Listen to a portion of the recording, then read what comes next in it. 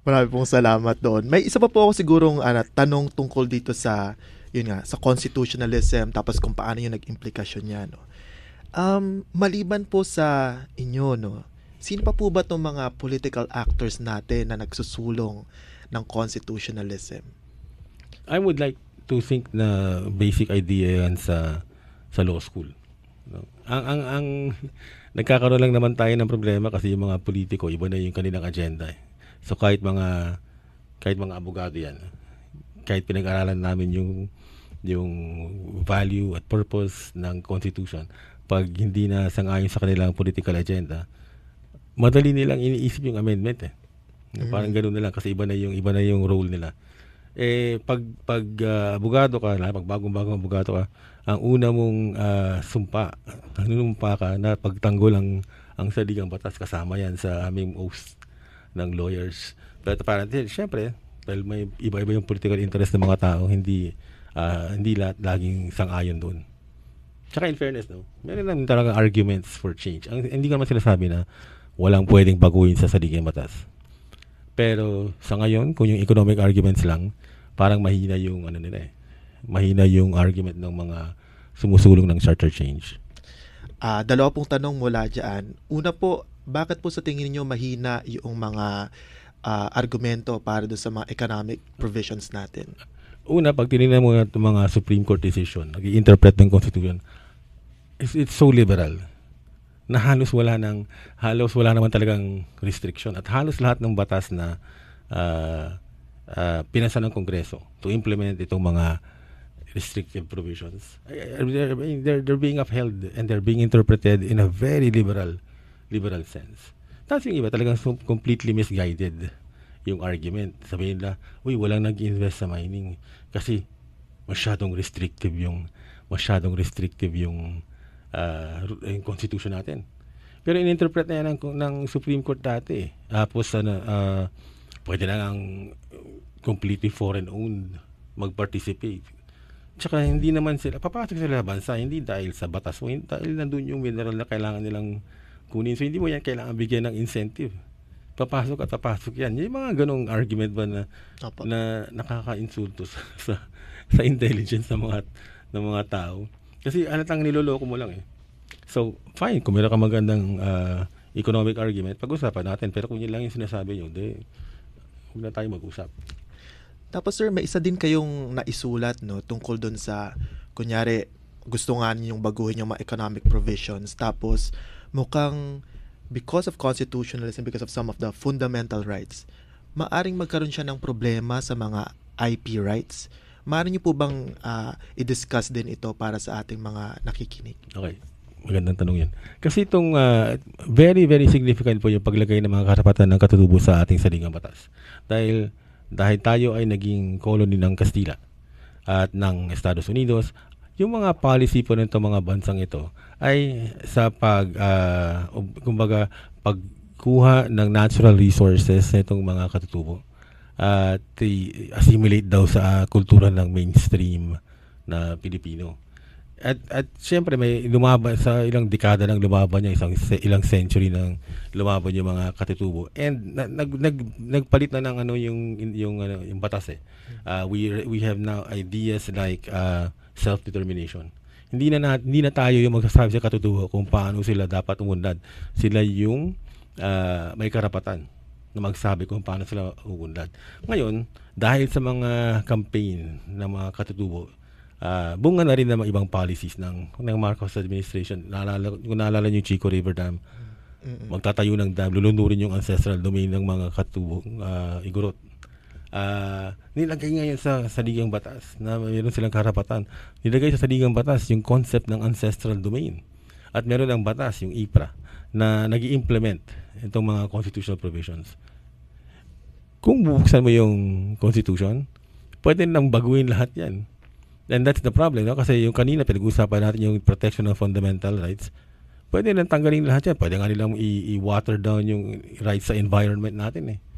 Wala pong isasanto. I mean, there's nothing to stop them from scaling back doon sa mga provisions na nilagay natin sa 87 Constitution na kung alam niyo po ay kumikilala sa karapatan ng nakakatanda, ng kababaihan, ng katutubo, ng kalikasan. Very, very progressive siya, no? Nung time ng 80s. And pwede pong mawala lahat yan in the name of economic growth. Kung sisisihin nila yung mga katutubo, pwede nang tanggalin yung mga rights ng katutubo sa ancestral domain nila. So, delikado po yan for marginalized groups. Tapos siguro sa inyo pong opinion, Professor Gatmayta, no? Una po, nakikita natin na sa kaso na yan, delikado. Pero ikalawa po ba, maaari ding sabihin na isa po ba itong halimbawa ng unconstitutional na pamamaraan na gustong baguhin ng Constitution? Just in case. Kunyari pag-questionin ito. Kasi nga, yun yung thesis ko eh. I think I'm the one who forwarded yung idea na pag i-weaken mo papahinain mo yung constitutionalism, that is one form of an unconstitutional amendment. So, hindi dapat yan bigyan ng bisa.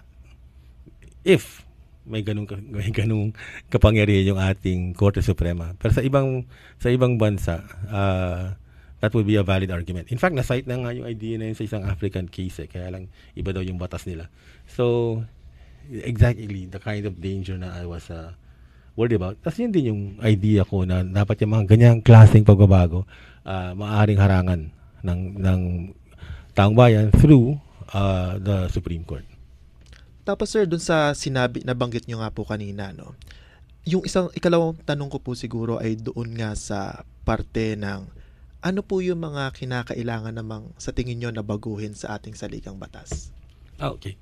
Actually, marami, no? I think yung party list system is a mess. Kailangan, I think, we to restrict it sa marginalized groups. I think pwedeng baguhin yung selection ng justices na kung tignan mo kasi yung sistema natin may JBC tayo. It's actually dominated by the executive branch. So in practice, kahit sinong gusto ng presidente napapasok sa shortlist ng JBC. Yung mga ganyan yung gusto kong baguhin not the fundamental rights. If anything, dapat dagdagan nyo yung protection sa fundamental rights. Pero aminin ko, meron talaga tayong problema sa mga judicial selection. Meron talaga tayong problema sa pag-discipline ng Supreme Court. I think pwedeng i-temper kasi pwede kang i-suspend indefinitely, mga ganun ba?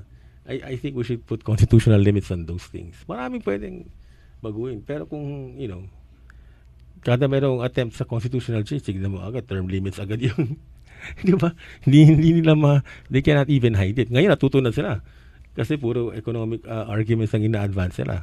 Pero, sabi ko nga kanina, pag binuksan mo na yung proseso na yan, pwede na baguhin yung political provisions. Di ba? Even si Gadon has already made that suggestion na bakit mo ililimit sa economic provisions. So, kanya, maraming politika. Let's see what happens.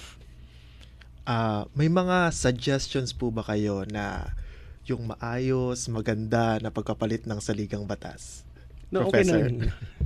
Okay naman yung mga proseso natin The idea is, hindi dapat ganun kadali magbago ng constitution. Pero, on the other hand, baka na masyadong stricto kasi nasa isang conference ako dati sa Asia, tayo lang yung country na walang constitutional amendment after 30 years. Yung ibang bansa, yung ibang abogado na nagprepresenta, daming klase, meron sila mga presentation ng different kinds of amendment na nagawa na nila in the same period of time. Pero nga, na-trauma talaga tayo So, I don't blame us kung nagpapanik tayo every time somebody says chacha. Malawak po ang inyong naisulat tungkol sa interaksyon ng batas at politika. Paano po nakaka-impluwensya ang ugnayang ito sa lakas at bisa ng konstitusyonalismo sa Pilipinas, sir? Well, if anything, mas natataranta ako, no? Kasi ang constant na nakikita ko, politics in general infuses itong legal process. Plus, pag tinignan mo yung mga Supreme Court decisions, may tendency sila, like other former colonies, na sumang-ayon kung ano mang gusto ng presidente. Hindi kasi yung design na inadapt natin. Kinopya natin to sa Estados Unidos. Ang dapat nangyayari, check siya on executive power, check siya on congressional power. Except that, dahil I think partly dahil sa kultura natin, dahil we defer to the chief executive, then we defer to the datu nung araw, yung datu yung bahala sa atin. Ganun pa rin yung ating pananaw sa politika. Kaya marami ka narinig kahit senador nung time ni Duterte, wala tayong magagawa dyan kasi yan ang gusto ng presidente. Which is not the way the system works. Di ba? Mali yun eh. Dapat the Senate will check the president, dapat the Supreme Court will check the president. Pero kung tingnan niyo yung record ni Duterte, siya lang yung presidente after Marcos na walang talo kahit isa. Nung presidente siya. Which is ridiculous kasi wala siyang, the way na nilait-lait niya yung constitution, you would think kung may matatalo siya. Pero kahit anong gawin niya, tama pa rin siya ayon sa Supreme Court. So may ganyang klaseng politika sa atin eh. So we will never come close doon sa model ng US that we were supposed to have adopted dito sa Pilipinas. Ano po yung mga pananaw ninyo para mapalakas ang konstitusyonalismo dito sa Pilipinas, sir? Hirap eh. Pinakamahirap na. Ilang mga practical para sa ating mga mamamayan, sa ating mga... This one is basic education talaga eh. Kasi yung idea na yung presidente ang pinaka powerful na figure, I never agreed with that. Especially after yung 87 Constitution. Kasi nga nilagyan natin ng sobrang daming provision para humina yung presidente. Bunga ng ating experience sa Marcos regime. Kaya ang haba-haba ng saligang batas natin ngayon eh. Kasi ang daming yung mga loophole na ginawa ni Ginoong Marcos sinasara ng mga framers. Kaso kahit anong lagay natin doon, nananalo pa rin yung executive branch. Isang halimbawa lang very quickly yung martial law. Dami nating nilagay na restrictions. Pero ngayon, if you read yung mga decisions ng Supreme Court, parang mas madali pang mag-declare ng martial law ngayon. Kaya nung time ni Marcos. Yan yung mga irony sa ating legal system. Huli na po, ano po yung mensahe ninyo sa mga nagsusulong ng pagbabago sa ating saligang batas? You have to be honest, please lang. Ano ba talaga yung pakay ninyo? Kung totoong kabutihan ng Pilipino iniisip nyo, then by all means, go ahead. Pero kung yung interest nyo lang, yung inyong tinutulak, di ba huwag nyo nang lokohin yung Pilipino, yung taong bayan, kasi we've been through so much. Okay? And sa ngayon, I think ang trabaho ng politiko is to regain yung trust ng voter eh. No? Kasi parang wala na kayong limits. Tulad lang dynasty, pinagmamalaki yung buong angkan ninyo. Tatakbo. Yung mga nakikita ng mali doon. Ako quickly na. May kausap akong University of Makati official. Yung unang sentence niya, I have served under 4 Binays. Inisip ko kagad, di ba may mali dun sa sentence? So, ano nakikita mong mali dun? Tapos ngayon, they're expanding to Taguig. Now, parang, I think we have to understand yung basic premises ng good governance eh. Kung bakit dapat nagagalit tayo sa dynasty, kung bakit nagagalit tayo sa extension ng terms. Pero parang hindi klaro sa atin kung bakit may mga ganong prinsipyo na nakalagay dun sa saligang batas. Maraming pong salamat doon. Ako siguro meron po akong mga 3 take-away doon sa ating pag-uusap ngayon. Unang-una po yung importansya ng konstitusyalismo, lalong-lalo na sa konteksto ng pagbabago ng saligang batas. Siguro kung tama po yung pagkakaintindi ko sa inyo, kung magkakaroon man ng pagbabago sa saligang batas, ito yung mas magdadagdag pa sa konstitusyonalismo at hindi magbabawas sa konstitusyonalismo. Ikalawa, yung mga nagsusulong po nito ay dapat maging bukas doon sa kanilang mga intensyon.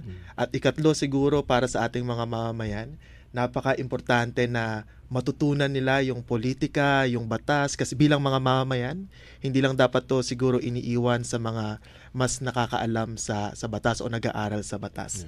Maraming salamat po, Professor Gatmaytan, para sa inyong mga pananaw ukol sa ating konstitusyon at inyong pagpapaliwanag sa konsepto ng konstitusyonalismo. Malaking tulong ang mga pananaw na ito sa pag-iisip tungkol sa tsa-tsa at pagpili natin para sa nalalapit na halalan. Dito na po nagtatapos ang episode na to. Ako po si Dennis Kilala.